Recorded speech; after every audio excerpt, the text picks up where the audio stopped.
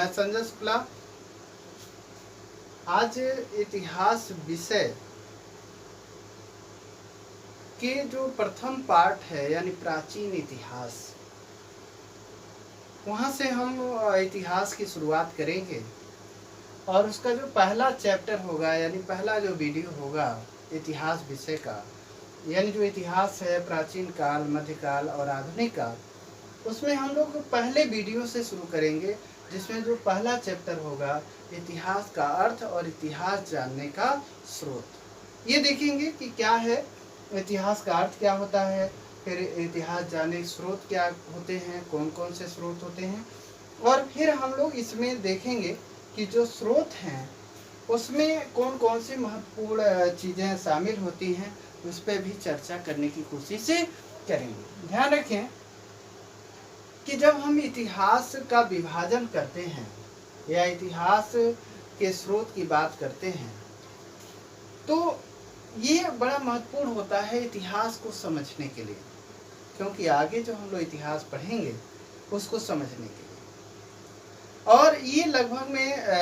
जो ये क्लास हम लोग आज शुरू कर रहे हैं, जो आज की वीडियो शुरू हो रही है, वो net JRF, TGT, PGT, IAS, PCS और जो भी वनडे एग्जाम हैं सभी को ध्यान में रख करके इसको शुरू कर रहा हूँ और कोशिश कर रहा हूँ कि आपको जो इतिहास, जो खास करके जो इतिहास जानने के स्रोत या इतिहास के अर्थ या जो प्राचीन भारत के या आधुनिक भारत के या मध्यकालीन भारत के जो ऐसे पक्ष हैं जहाँ पे आपकी जानकारी कमज़ोर होती है और आसानी से आप किताबों से उसका अध्ययन नहीं कर पाते हैं, उस पे हम लोग ज़्यादा जोर देंगे।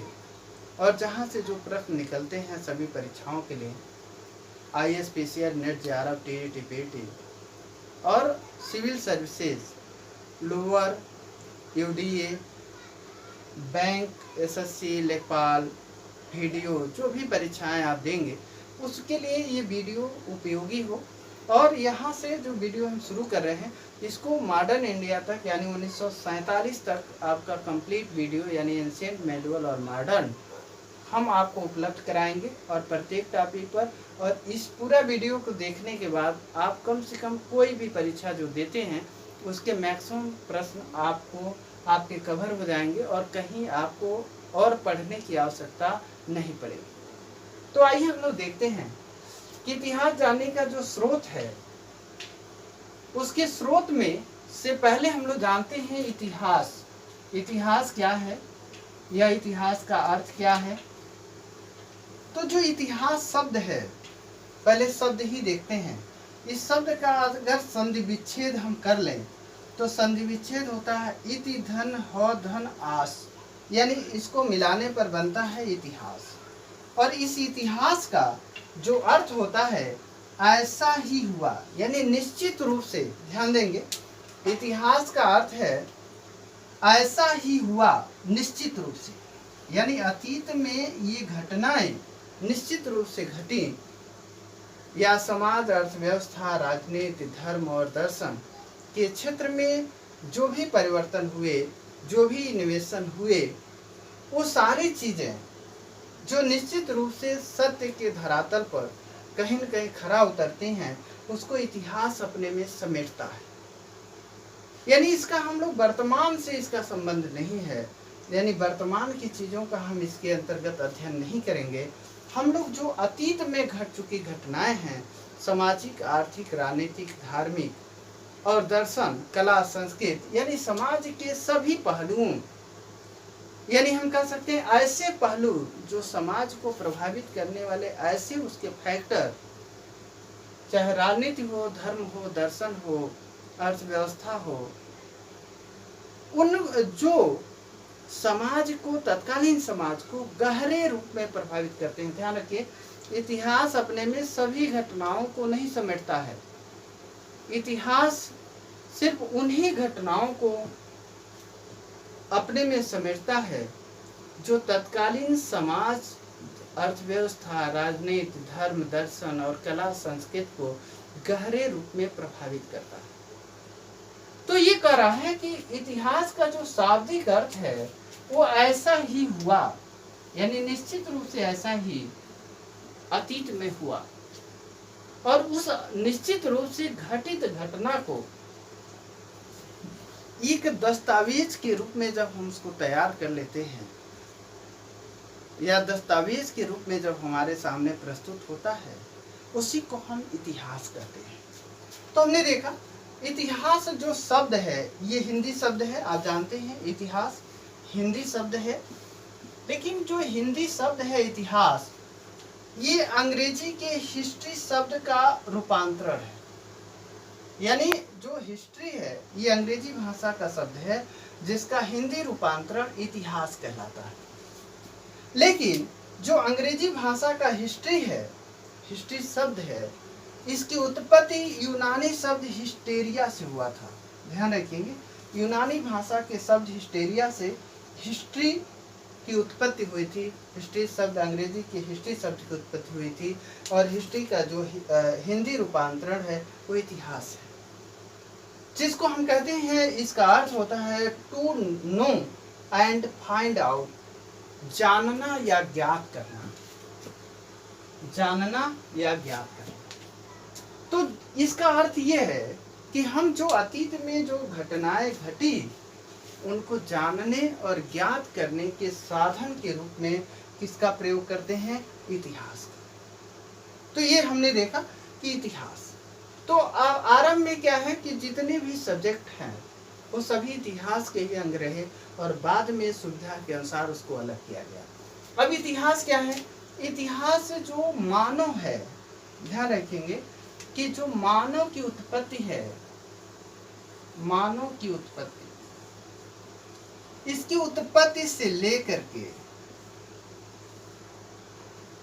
वर्तमान तक जो उसका विकास है, चाहे सामाजिक हो, आर्थिक हो, राजनीतिक हो, धार्मिक हो, दार्शनिक हो, या कला और संस्कृत हो, जो विकास है वो विकास किन किन अवस्थाओं से गुजरते हुए वर्तमान समय तक पहुंचा था, उसी का एक लेखा जोखा है, यानी उसी की कहानी है।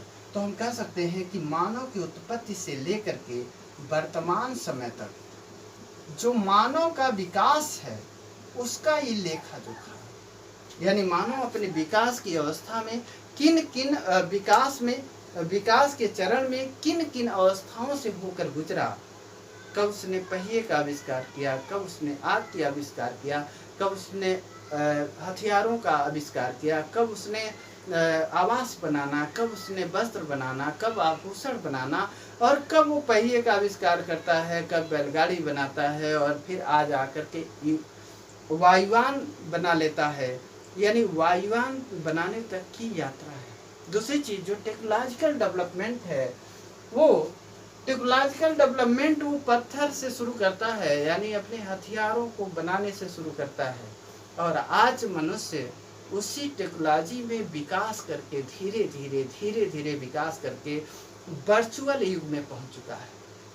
यानी आज हम लोग सूचनाओं को पहुंचाने के लिए पहले जब वो कबूतर का प्रयोग करता था, अब हम क्या करते हैं? मोबाइल का प्रयोग करते हैं। हम नेटवर्क के माध्यम से, संचार के माध्यम से यहाँ घर बैठे हुए भारत में रह करके अमेरिका से विजुअल और ऑडियो और वीडियो के माध्यम से हम संपर्क स्थापित कर लेते हैं। तो आप कल्पना करिए कि आज जो वर्तमान स्थिति है, इसी जिस तरह वर्तमान में मानव है, इसी रूप में वो अपनी प्रारंभिक अवस्था में नहीं था। धीरे धीरे वो विकास करके यहाँ पहुंचा, और जब विकास करके पहुंचा तो पहले ये पशु के रूप में, यानी जानवर के रूप में इसकी उत्पत्ति हुई थी अफ्रीका के जंगलों में, और जहाँ से वो वर्चुअल मानव बनने की ओर बढ़ रहा है। अब वर्चुअल युग में पहुंचा, तो कैसे पहुंचा, इसी विकास यात्रा को हम लोग इतिहास कहते हैं, और उसका अध्ययन करेंगे और देखेंगे कि परिवर्तन कैसे होता है। तो जैसे ही एक अवस्था से दूसरी अवस्था में मानव विकास करेगा या परिवर्तित होगा, वैसे ही इतिहास का कालखंड भी परिवर्तित हो जाएगा। तो हमने देखा इतिहास के अर्थ क्या है, इतिहास के शब्द की उत्पत्ति कैसे हुई, और फिर हम देखते हैं इतिहास के जो पिता हैं हेरोडोटस। यहाँ पे एक लाइन आपके लिए बता दें, इतिहास के जो पिता हैं, इतिहास के पिता हेरोडोटस, इन्होंने भी भारत का इतिहास लिखा था। ध्यान रखेंगे, इन्होंने भी भारत का इतिहास लिखा था, जिसकी चर्चा हम लोग यहाँ पर करेंगे। अब देखते हैं कि इतिहास जो हमने बताया कि जो मानव सभ्यता की जो विकास की कहानी है, इस विकास की कहानी को हम जानते कैसे, यानी अगर 5 लाख वर्ष पूर्व भारत में अगर मानव के विकास की कहानी, विकास यात्रा आरंभ होता है, मानव की उत्पत्ति होती है, तो 5 लाख वर्ष पूर्व कैसे था मानव, उसके बारे में जानकारी हम कैसे प्राप्त करेंगे। या वहां से यात्रा करते हुए वो अगर पहुंचा, अगर वो सिंधु सभ्यता में पहुंचा, फिर वैदिक काल में पहुंचा, या फिर मध्य काल में आया, या 1947 में भारत का विभाजन हुआ, या उसके बाद का जो मानव है उसका इतिहास चूँकि अतीत में है, वहाँ पे हम लोग प्रत्यक्ष रूप से मौजूद नहीं है कि उसके बारे में जानें, तो फिर उनके बारे में हम जानेंगे कैसे कि 1947 का भारत कैसा था और 5 लाख वर्ष पूर्व मानव जो भारत में था उसका इतिहास कैसे था। सिंधु सभ्यता यानी जो आपका इतिहास है 4000 वर्षों से अधिक पुराना, वह इतिहास वह कैसी थी, इसको हम कैसे जानेंगे। उसको जानने के लिए अतीत की घटनाओं को, या जो समाज में घटी हुई जो समाज के जो परिवर्तन हैं, उन परिवर्तनों को जानने के लिए, या हम वहाँ की सामाजिक, आर्थिक, राजनीतिक, धार्मिक और सामाजिक स्थिति को जानने के लिए हम स्रोतों का इस्तेमाल करते हैं। अब वो स्रोत क्या है, जैसा उस काल का स्रोत होगा उसी स्रोत के आधार पर उस युग का हम इतिहास निर्मित कर देंगे या इतिहास का निर्माण कर देंगे। जैसे हम देखें तो जो जानने का स्रोत मतलब कि जिसके माध्यम से हम किसी कालखंड के इतिहास के बारे में जानकारी प्राप्त करते हैं, उसी को हम लोग जानने का स्रोत कहते हैं। अब जानने का स्रोत हमारे पास क्या होता है, 2 स्रोत इस्तेमाल किया जाता है जिसके आधार पर किसी भी कालखंड के इतिहास का निर्माण किया जाता है। पहला स्रोत है पुरातत्व। ध्यान देंगे, पहला स्रोत हम इसलिए प्रयोग कर रहे हैं, साहित्य को भी पहले रख सकते हैं, लेकिन ध्यान रखें कि मानव के द्वारा जो पहला अवशेष छोड़ा गया वह पुरातत्व था और साहित्य बाद में आया। इसीलिए जो प्रारंभिक मानव है, जिसको हम प्री हिस्टोरिकल एज में जिसको देखते हैं, प्रागैतिहासिक मानव, वह उस मानव की जो जानकारी है वो पुरातत्व से मिलती है। और उसके बाद की अवस्थाओं में साहित्य का विकास हुआ, तब उनके बारे में हमारे पास लिखित दस्तावेज उपलब्ध होने लगे। लेकिन इस लिखित दस्तावेज के साथ ये भी जो पुरातत्व है, भौतिक वस्तुएं हैं, वो भी उपलब्ध होती रही। तो ये क्या है कि जब हम किसी कालखंड के इतिहास को जानते हैं, जानने का प्रयास करते हैं, तो पहले ये देखते हैं कि वहाँ स्रोत क्या क्या हैं उसको जानने के लिए। तो स्रोत हमारे पास 2 होते हैं, एक पुरातत्व होता है और दूसरा जिसे हम कहते हैं भौतिक वस्तुएं। पुरातत्व वह है जिसे हम देख सकें, छू सकें, यानी ऐसी चीजें कि जो हमारे सामने प्रत्यक्ष हो। जैसे किसी कालखंड में प्रयोग किए जाने वाले बर्तन या किसी कालखंड में बनाए गए भवन।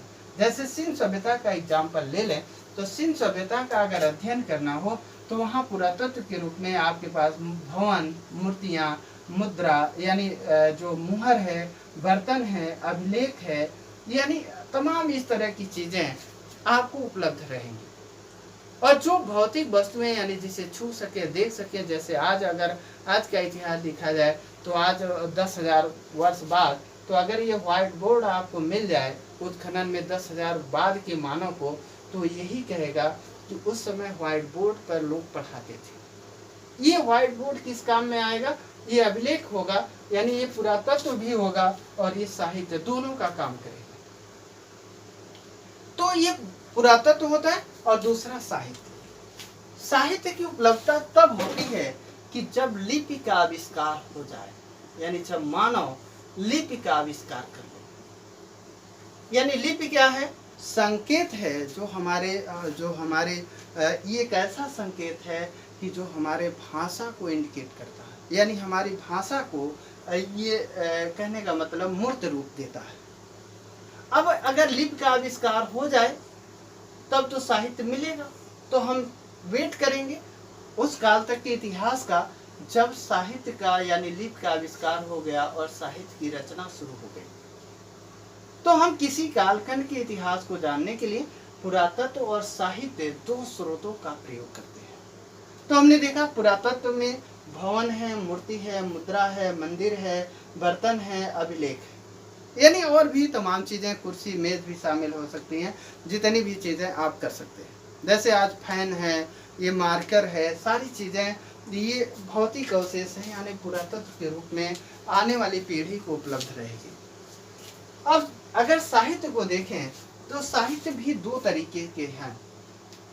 साहित्य वो होता है जिसे हम महसूस कर सकें, यानी लिपि को हम पढ़ते हैं तो महसूस करते हैं, दिखाई नहीं देता, यानी वस्तु उसमें जो लिखी हुई है वो दिखाई नहीं देता, सिर्फ वो उसे महसूस करते हैं कि जो लिखा है, अगर कलम लिखा है कहीं किसी बुक में तो ये कलम महसूस करते हैं।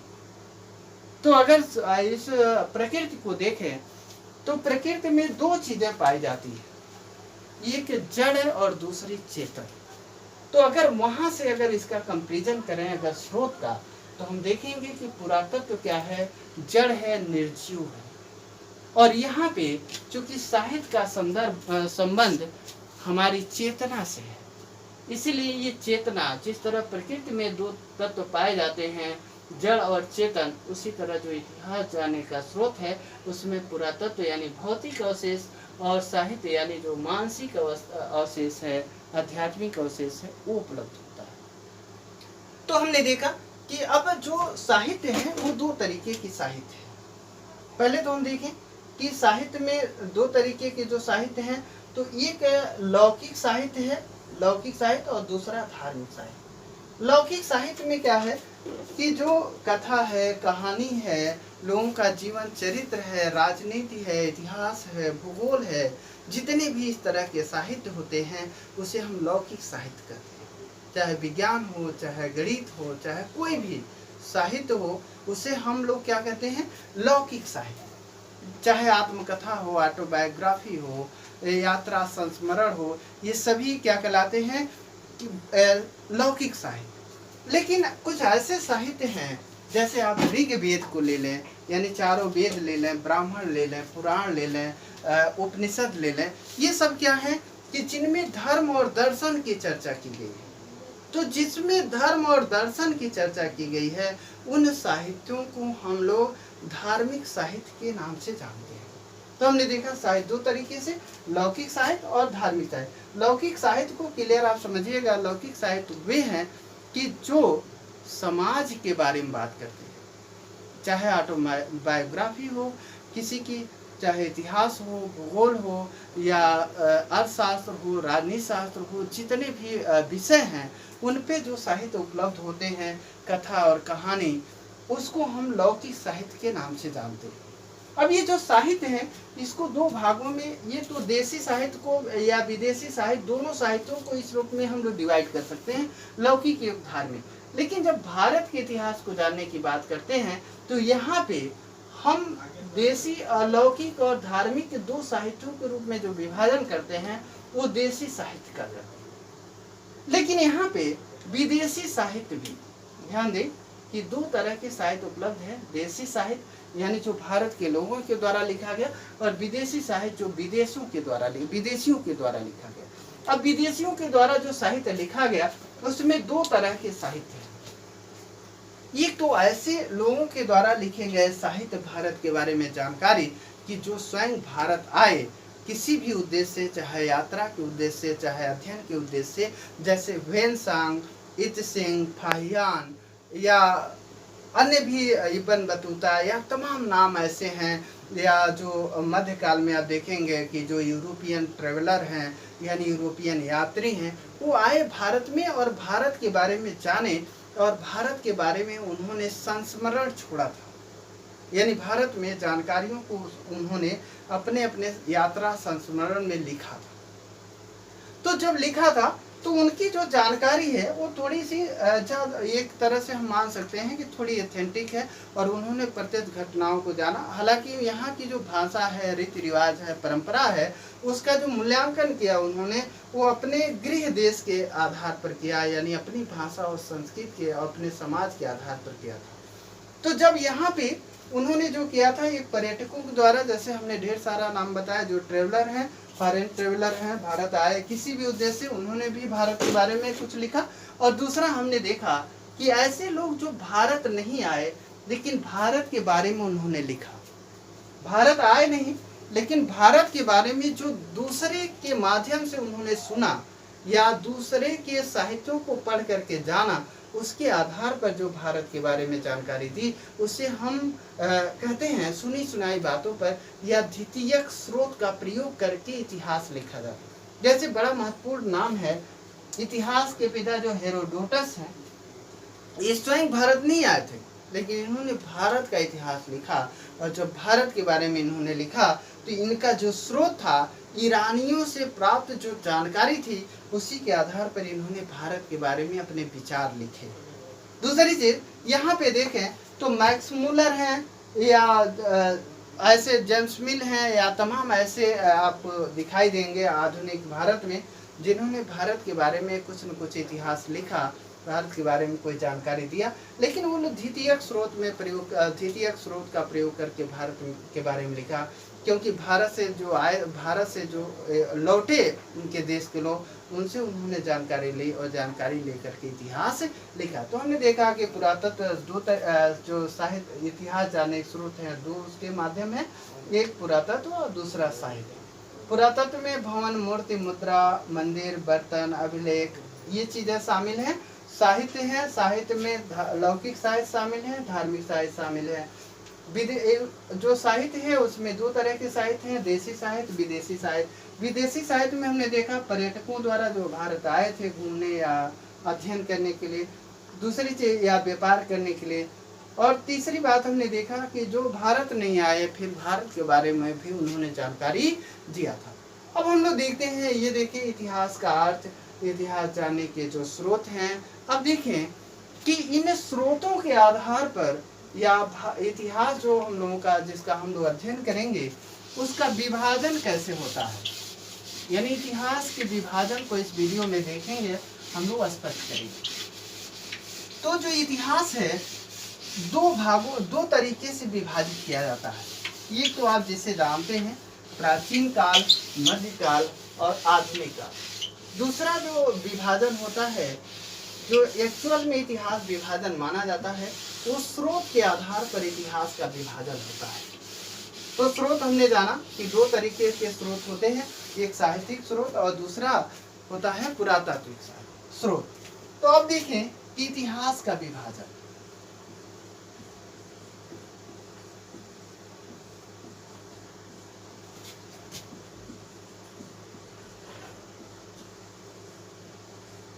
यहाँ पे बहुत सारी चीजें आपको क्लियर हो जाएंगी, खास करके जो अपर लेवल की जो परीक्षाएं आप देंगे वहाँ पे इसकी जरूरत पड़ती है। तो जो इतिहास का विभाजन है हम दो तरीके से करते हैं। यहाँ पे देखेंगे, एक हम करेंगे स्रोत के आधार पर विभाजन, स्रोत के आधार पर विभाजन, आधार पर विभाजन, और दूसरा हम लोग करेंगे अध्ययन की सुविधा के आधार पर विभाजन। यानी जो हम लोग अध्ययन करते हैं, जैसे कहते हैं प्राचीन काल, मध्यकाल, आधुनिक काल, अध्ययन की सुविधा के आधार पर विभाजन। देखिएगा दोनों के विभाजन का आधार अलग अलग है, आधार पर विभाजन। यहाँ पे देखेंगे कि जो दोनों विभाजन है, दोनों का बेस अलग है, आधार अलग है, और दोनों में जो विभाजन होगा इतिहास का, उसका नाम भी अलग होगा। तो अगर स्रोत के आधार पर हम विभाजन कर दें इतिहास का, तो इसका विभाजन हम तीन भागों में करते हैं। पहला विभाजन करते हैं प्रागैतिहासिक काल। प्रागैतिहासिक काल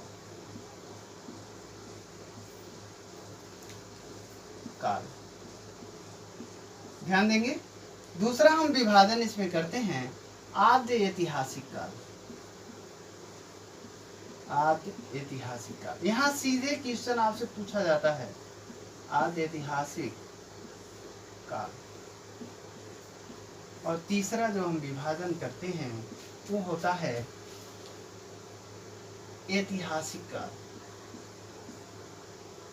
ऐतिहासिक काल, यहाँ पे देखेंगे इसकी जो इंग्लिश है वो प्री हिस्ट्री होती है। प्री हिस्ट्री,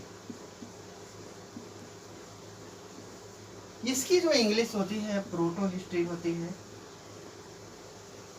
प्रोटो हिस्ट्री, और इसकी जो इंग्लिश होती है वो हिस्टोरिकल एज।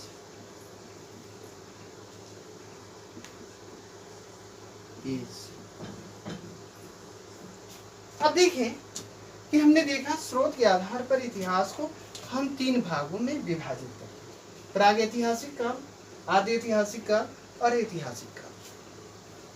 अब देखें कि प्रागैतिहासिक काल, यहाँ पे इसकी जो इंग्लिश है ये कह रहा है प्री हिस्ट्री, यानी ये कह रहा है कि इतिहास की पहले की अवस्था है, यानी इतिहास के पहले की जो अवस्था है उसे हम प्रागैतिहासिक काल कहते हैं।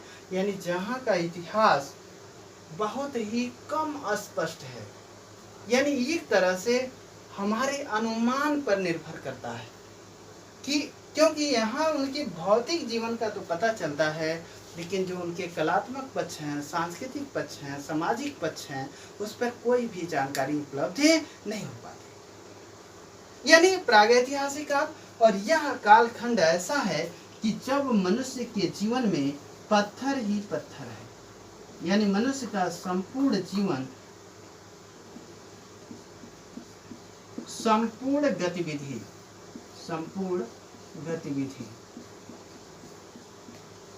पत्थर के इर्द गिर्द घूमती है। ध्यान देंगे, यानी मनुष्य की संपूर्ण गतिविधि पत्थर के आसपास, पत्थर के चारों ओर चक्कर लगाती है,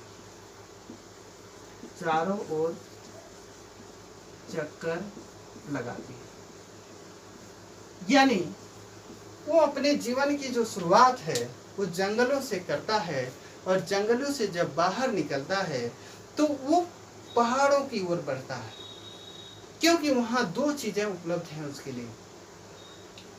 एक तो पानी, यानी जहाँ नदियाँ हैं पानी उपलब्ध होता है, और दूसरी चीज जो पहाड़ हैं उनकी जो गुफाएं हैं उसका आवास के रूप में प्रयोग करता है, और वहाँ जो जानवर उपलब्ध हैं उन जानवरों को मार करके उनके मांस को भोजन के रूप में प्रयोग करता है, और उन जानवरों को मारने के लिए जो हथियार बनाता है उसके लिए वहाँ पत्थर भी उपलब्ध है, क्योंकि आरंभिक अवस्था में वो पत्थर का ही प्रयोग करता है। और ये जो पत्थर का प्रयोग करता है, तो ये पूरा जो प्रागैतिहासिक काल है ये लगभग में 2.50 यानी 2,50,000 से भारत में शुरू होता है, यानी 2,50,000 वर्ष से भारत में शुरू होता है। और ये जो पूरा प्रागैतिहासिक काल है ये लगभग में 3000 BC तक चलता है। और अगर 3000 BC तक चलता है तो इसके जीवन में पत्थर सबसे महत्वपूर्ण धातु है। ध्यान देंगे, पत्थर सबसे महत्वपूर्ण धातु है, और जब पत्थर सबसे महत्वपूर्ण धातु है तो इस प्रागैतिहासिक काल को हम पाषाण काल के नाम से जानते हैं। क्यों?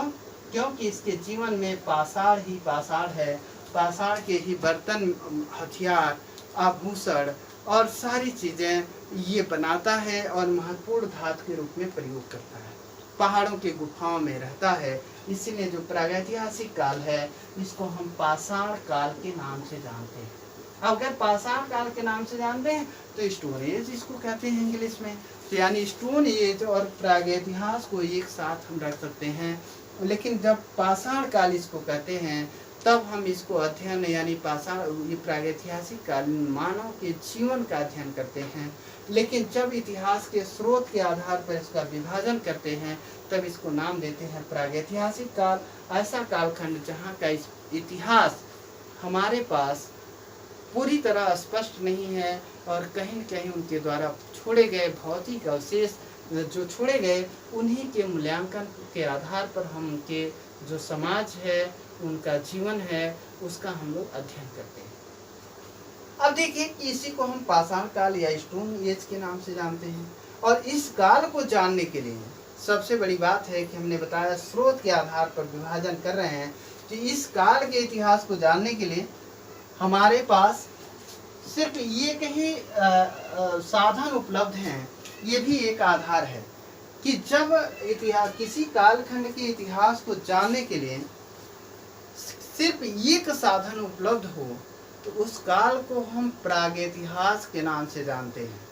और जब दो स्रोत उपलब्ध हों और किसी एक स्रोत का हम प्रयोग करते हों तो उस काल को हम आद्य इतिहास के नाम से जानते हैं। और जब दोनों स्रोत उपलब्ध हों और दोनों स्रोत हमारे लिए इतिहास जानने में सहायक हों तब हम उसको हिस्टोरिकल एज यानी ऐतिहासिक काल के नाम से जानते हैं। तो यहाँ पर प्रागैतिहासिक काल है तो चूंकि हमारे पास एकमात्र स्रोत उपलब्ध है, एकमात्र जो स्रोत उपलब्ध है मात्र स्रोत, तो एकमात्र स्रोत यहाँ पे पुरातत्व है। ध्यान दीजिएगा, पुरातत्व है। अब पुरातत्व उपलब्ध है यानी प्रागैतिहासिक काल का इतिहास हम कैसे जानते हैं? पुरातत्व के आधार पर। और क्यों ऐसा जानते हैं? क्योंकि प्रागैतिहासिक काल में लिपि का आविष्कार नहीं हुआ था। यहाँ ध्यान देंगे, लिपि का आविष्कार नहीं हुआ था।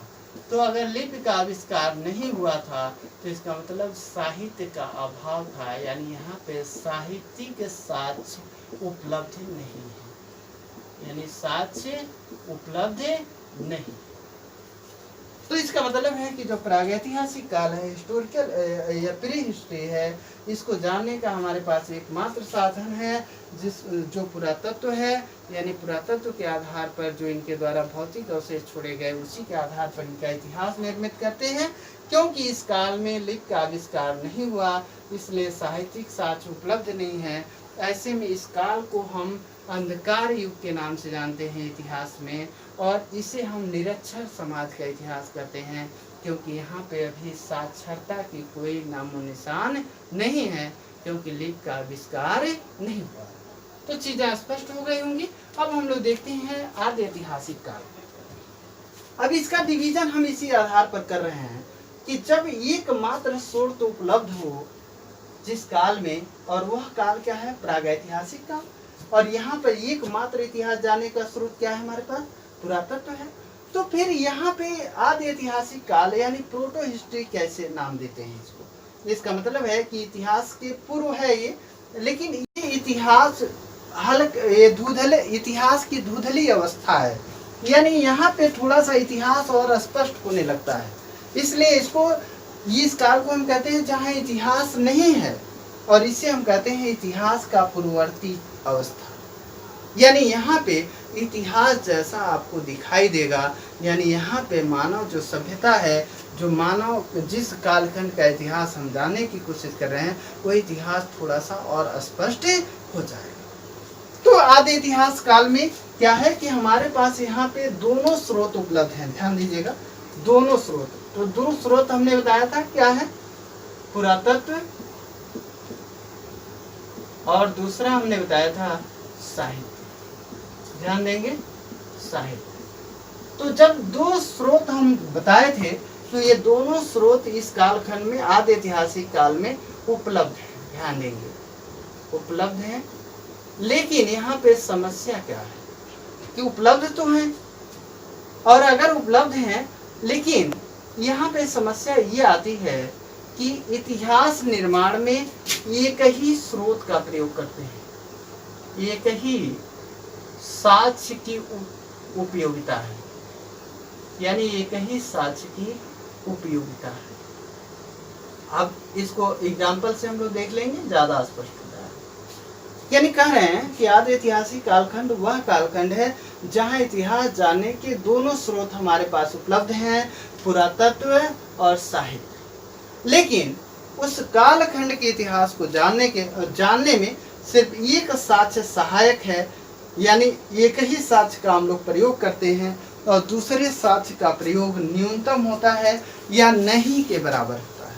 जैसे अगर एग्जाम्पल लें तो इसके अंतर्गत हम लोग दो कालों का अध्ययन करते हैं, यानी प्रागैतिहास के अंतर्गत हम किसका अध्ययन करते हैं?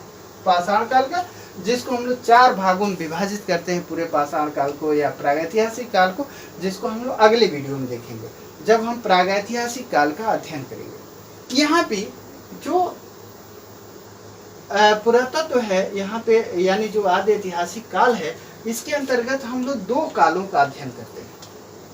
एक सिंधु सभ्यता का, आज सीधे क्वेश्चन पूछता है कि सिंधु सभ्यता का अध्ययन किस काल खंड के अंतर्गत करते हैं, और दूसरा जो काल है वो है वैदिक काल।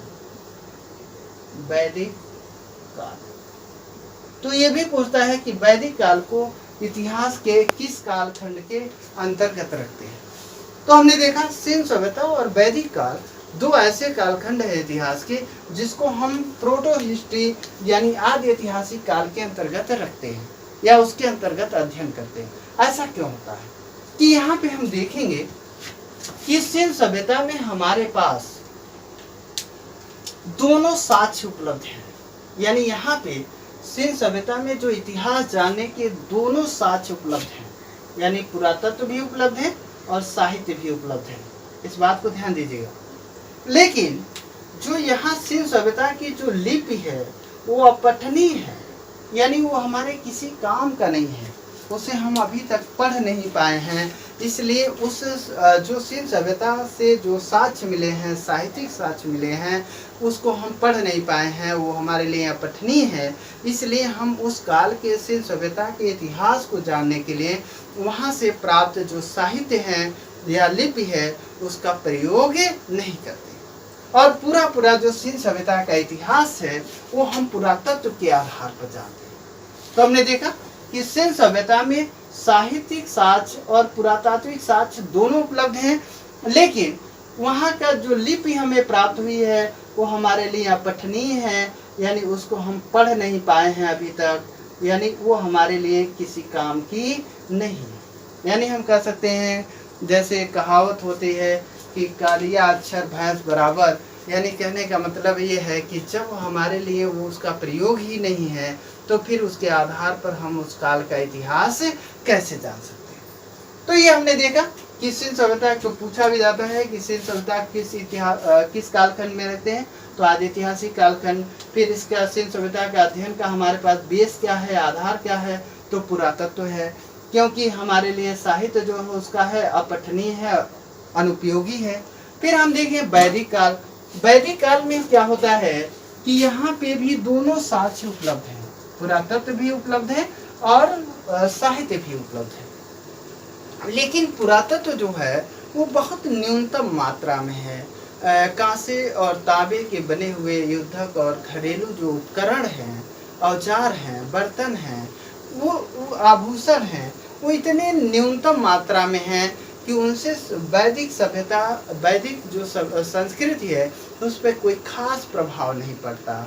ऐसे में जो वैदिक काल का इतिहास है वहाँ उसका हम अध्ययन सिर्फ और सिर्फ साहित्य के आधार पर करते हैं, क्योंकि वैदिक काल में विपुल वैदिक साहित्य उपलब्ध है। ध्यान देंगे, विपुल मात्रा में, विपुल का आशय यहाँ है बड़ी मात्रा में विपुल साहित्य यहाँ पर उपलब्ध है, यानी 4 वेद उपलब्ध हैं, ब्राह्मण उपलब्ध हैं, आरण्यक उपलब्ध हैं और उपनिषद उपलब्ध हैं, और उन्हीं के आधार पर हम वैदिक काल का इतिहास जानते हैं। यानी पुरातत्व वैदिक काल के इतिहास में जानने में बहुत न्यूनतम मदद करता है, यानी नहीं के बराबर है। तो हमने देखा कि आदि ऐतिहासिक कालखंड वह कालखंड है कि जब इतिहास जानने के दोनों स्रोत हमारे पास उपलब्ध हैं, साहित्य और पुरातत्व, लेकिन हम इतिहास किसी एक साक्ष्य के आधार पर उस कालखंड का निर्मित करते हैं या जानते हैं। तो हमने देखा कि सिंधु सभ्यता और वैदिक काल में दोनों साक्ष्य उपलब्ध हैं, लेकिन सिंधु सभ्यता का इतिहास हम पुरातत्व के आधार पर जानते हैं, क्योंकि लिपि अपठनीय है, साहित्य की उपयोगिता नहीं है। दूसरा, वैदिक काल में हमने देखा कि साहित्य तो बड़े मात्रा में उपलब्ध है, लेकिन जो पुरातत्व है वो न्यूनतम है, इसलिए पूरा इतिहास जो वैदिक काल का हो साहित्य के आधार पर जानते हैं। तो वैदिक काल का इतिहास साहित्य के आधार पर जानते हैं और सिंधु सभ्यता का इतिहास हम पुरातत्व के आधार पर जानते हैं। अब यहाँ पे आता है ऐतिहासिक काल। अब ऐतिहासिक काल क्यों कहते हैं? भारत में इसकी शुरुआत 600 BC से होती है, ध्यान देंगे 600 BC से, क्योंकि यहाँ पे लिपि का आविष्कार हो जाता है। ये भी आपसे सवाल पूछता है, लिपि का आविष्कार। तो अगर लिपि का आविष्कार हो जाए किसी युग में, तो इसका मतलब है कि वहाँ पे जो है समकालीन साहित्य की उपलब्धता हो जाएगी, यानी लिपि का आविष्कार हो। तो अगर लिपि का आविष्कार यहाँ पे हो रहा है 600 BC में, तो ऐतिहासिक कालखंड वह कालखंड है कि जब पुरातत्व और साहित्य, यानी ध्यान देंगे पुरातत्व और साहित्य दोनों उपलब्ध है। यहाँ पे क्या है? पुरातत्व भी उपलब्ध है और साहित्य भी उपलब्ध है, दोनों उपलब्ध हैं। और इन दोनों का प्रयोग हम इतिहास निर्माण में करते हैं।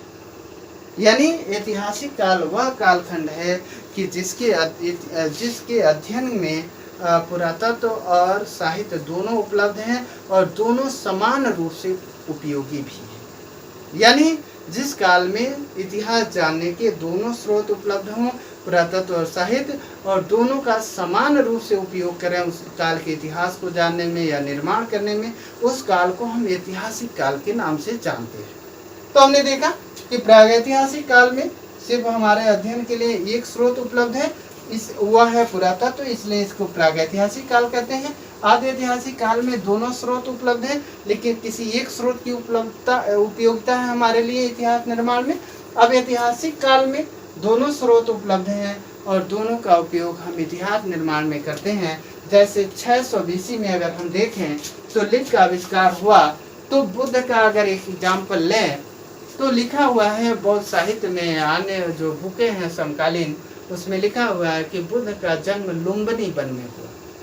तो ये साहित्य हो गया, यानी तत्काल उन्होंने जब पैदा हुए तो साहित्य में बुद्ध का जन्म अंकित हो गया। अब हमने देखा कि अगर बाद में अशोक जब रूलर बना, सम्राट बना मगध का, तो उसने लुम्बिनी वन में, लुम्बिनी जो स्थान है जहाँ पे वो पैदा हुए थे, वहाँ पे उसने एक पुरातत्व यानी स्तंभ भी लगवा दिया। तो अब यहाँ पे ध्यान दें कि ये जो साहित्य है इसमें परिवर्तन हो सकता है, लेकिन जो अभिलेख हैं उसमें न्यूनतम परिवर्तन की संभावना होती है। तो अगर हम जाएं वहाँ पे, अगर लुम्बिनी जाएं, तो हम देखेंगे कि वहाँ एक अशोक का स्तंभ लगा हुआ है, अभिलेख है जो पुरातत्व की श्रेणी में आता है, और उस पर लिखा है कि बुद्ध का जन्म यही हुआ था। जिसका मतलब जो हमने साहित्य में पढ़ा वो पुरातत्व से प्रूफ हो गया। जो पुरातत्व में, यानी जैसे अगर लोहे का फाल 600 BC में प्रयोग होता था साहित्य में, अगर बौद्ध साहित्य सुक्त निपात में अगर ये बात उल्लिखित होती है कि 600 BC में, यानी 6ठी शताब्दी के बाद लोहे का फाल प्रयोग होने लगा था कृषि में, तो खुदाई में भी लोहे का फाल मिलने लगा।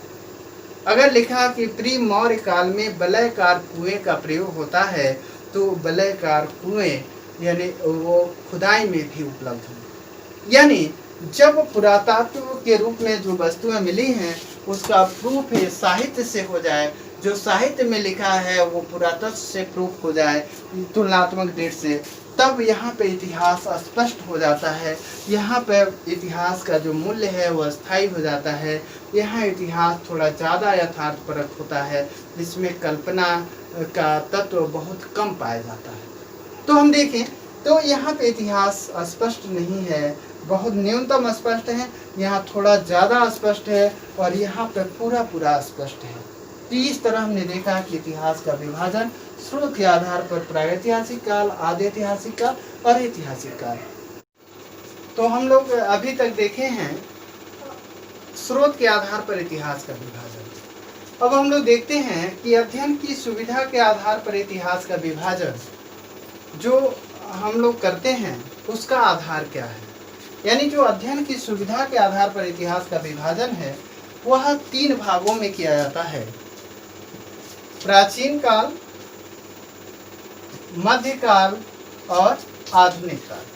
अब इसमें देखें कि जो प्राचीन काल है इसमें हम लोग प्रागैतिहासिक काल से लेकर के 1200 ईस्वी तक का इतिहास पढ़ते हैं, और जो मध्यकाल है इसमें 1200 से लेकर के 1764 ईस्वी तक का इतिहास पढ़ते हैं, और आधुनिक काल में 1764 के बाद का जो इतिहास है वो आधुनिक काल में हम लोग अध्ययन करते हैं। तो अब देखिए कि जो अध्ययन की सुविधा के आधार पर इतिहास को हम प्रागैतिहासिक काल से 1200 ईस्वी तक, और मध्यकाल 1200 से 1764 और आधुनिक काल 1764 के बाद का जो इतिहास है उसको हम कैसे अलग कर पाते हैं कि हम 1764 से इतिहास को अलग कर लें, मध्यकाल को 1200 से अलग कर लें।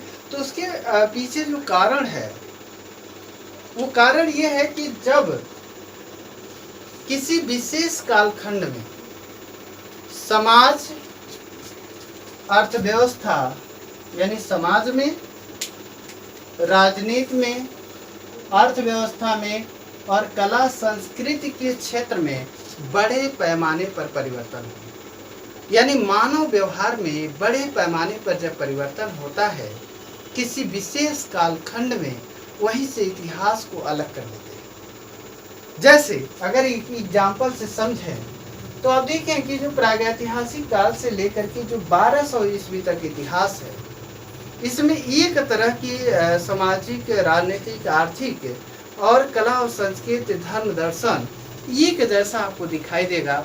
यानी हिंदू राजा होगा, हिंदू पूरी जनसंख्या होगी, जो धर्म होगा, मंदिर होंगे, मूर्तियां होंगी, यानी हिंदू सामाजिक संरचना, राजनीतिक और आर्थिक उत्पादन प्रणाली सभी कुछ हिंदू व्यवस्था पर आधारित है।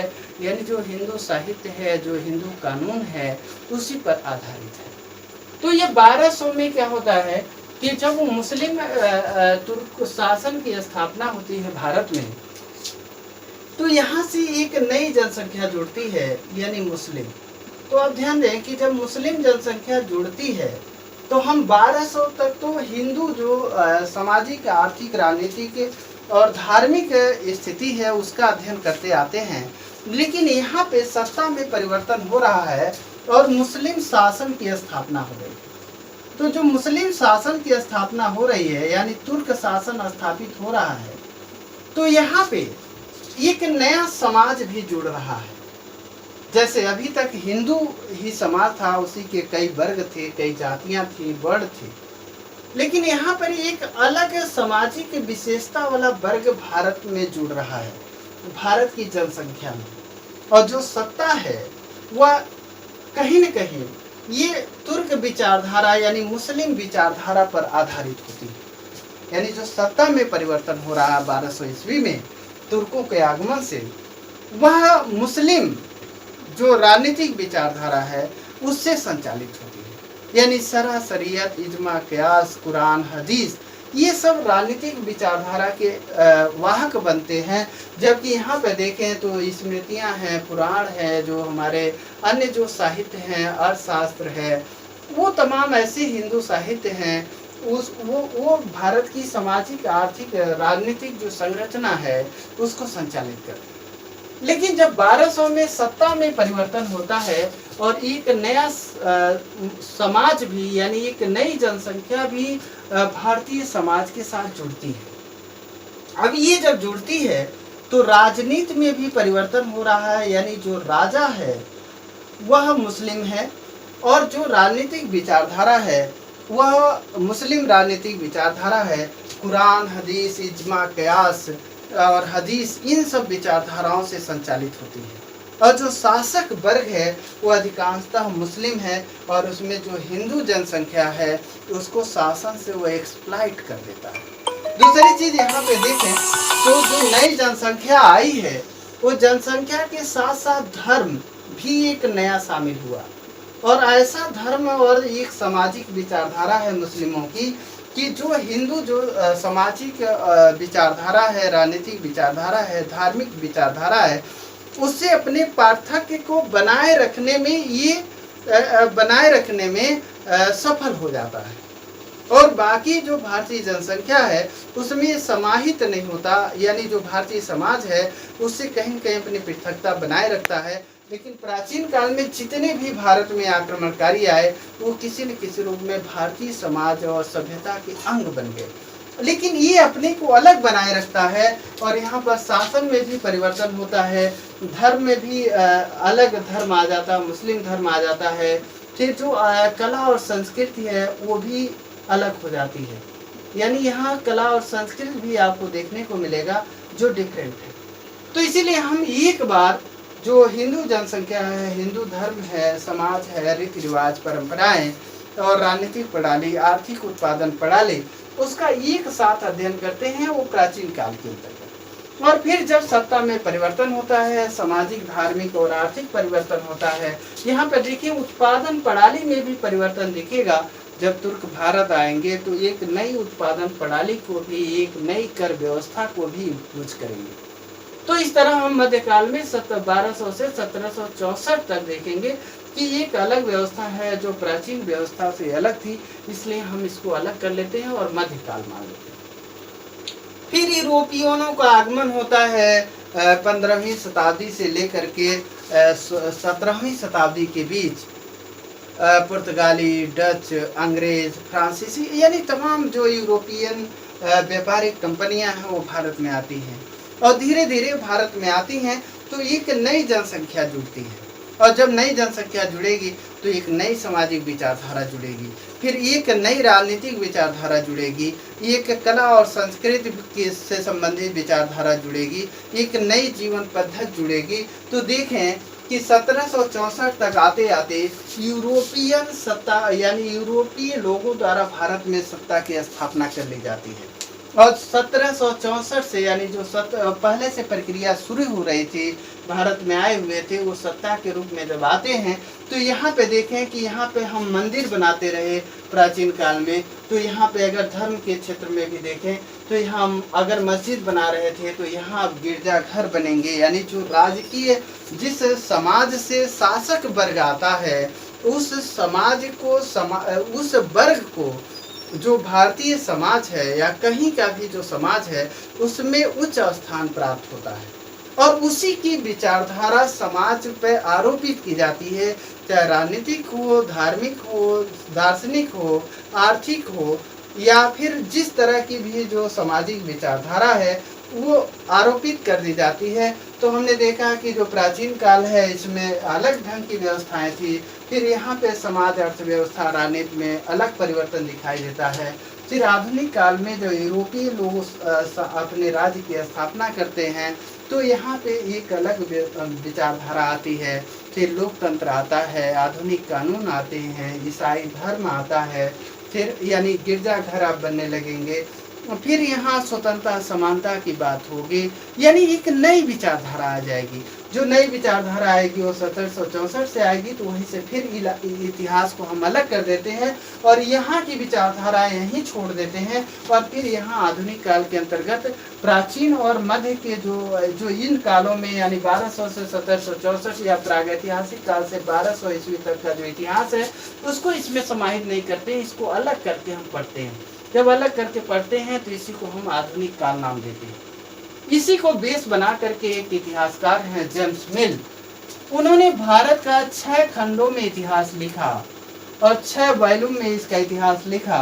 और इतिहास लिख करके जो ये विचारधारा है जो विभाजन की, यानी जब समाज में बड़े पैमाने पर परिवर्तन होता है किसी विशेष कालखंड में, वहीं से जो इतिहास को अलग करने की जो प्रवृत्ति है उसको उन्होंने और मजबूती दी और उन्होंने 6 खंडों में भारत का जो इतिहास लिखा उसे 3 भागों में विभाजित किया। हिंदू काल, यानी जब ये प्रागैतिहासिक काल से 1200 ईस्वी तक के इतिहास को हिंदू काल कहा, और फिर मध्यकाल 1200 से 1764 तक के इतिहास को उन्होंने मुस्लिम काल कहा, और फिर आधुनिक काल जो 1764 के बाद जो यूरोपियनों द्वारा जो भारत का नेतृत्व किया गया समाज, अर्थव्यवस्था और राजनीति में, उसे उन्होंने आधुनिक काल का नाम दिया। तो ये हमने देख लिया कि विभाजन का आधार क्या है। फिर वहीं एक नए इतिहासकार आते हैं, विसेंट आर्थर स्मिथ। उन्होंने एक भारत का यानी ये वाला जो पार्ट है इसका इतिहास लिखा, जिसे उन्होंने नाम दिया अर्ली हिस्ट्री ऑफ इंडिया। ध्यान दीजिएगा, ये अर्ली हिस्ट्री ऑफ इंडिया पूछा भी जाता है। ये दोनों बुक है जो इस पे आपको हम बताएंगे, इतिहास के जो महत्वपूर्ण पुस्तकें हैं वो सवाल सीधे पूछे जाते हैं परीक्षाओं में। तो विसेंट आर्थर स्मिथ ने जो अर्ली हिस्ट्री ऑफ इंडिया लिखा, ये 1904 में प्रकाशित हुआ, और जब 1904 में प्रकाशित हुआ तो ये विश्वविद्यालयी जो पाठ्यक्रम है हमारा उसका अंग बन गया। अब फिर एक और इतिहासकार हैं, बड़े प्रसिद्ध इतिहासकार हैं, आरसी मजूमदार। ये नेट जेआरएफ और जो सिविल सेवा के जो परीक्षार्थी हैं वो ध्यान देंगे इस वाले टॉपिक पे। जो आरसी मजूमदार हैं, इन्होंने भारत का 11 खंडों में, ध्यान दीजिएगा, पूरा इतिहास ले डाला। यानी आरसी मजूमदार ने प्रागैतिहासिक काल से 1947 तक का 11 खंडों में इतिहास लिखा।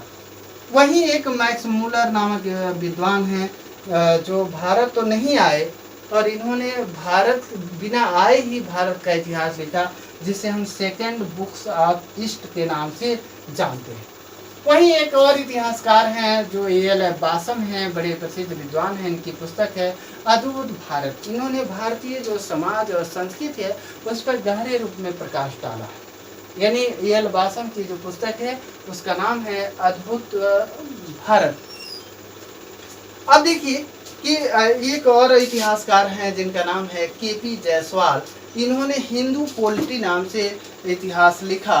फिर ताराचंद इसमें एक नाम जुड़ता है आपका, जिन्होंने 3 वॉल्यूम में जो स्वतंत्रता आंदोलन का इतिहास है, यानी जो ताराचंद हैं, इन्होंने स्वतंत्रता आंदोलन का इतिहास लिखा, और ये स्वतंत्रता आंदोलन के सरकारी इतिहासकार हैं।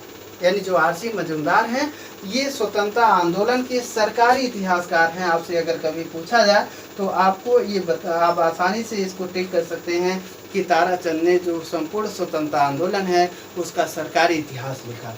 फिर इसमें एक नाम आता है नीलकंठ शास्त्री का। ये देखिएगा, इनकी पुस्तक बड़ी एथेंटिक पुस्तक मानी जाती है।